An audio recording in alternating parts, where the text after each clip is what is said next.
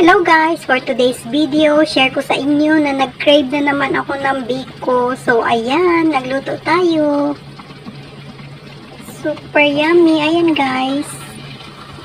Ready to serve na ito, pero mas masarap siya talaga pag medyo malamig na. Partner natin sa hot cocoa. So, kayo ba guys, pag kumakain kayo ng biko, mas gusto nyo ba itong pagkaluto kainan agad o yung kinabukasan na nabiko ang pinakagusto ninyo? Ako kasi mas gusto ko yung kinabukasan na nabiko kasi mas malasa yung kanyang taste at saka mas masarap, mas lalong sumasarap pag yung kinabukasan na kainin.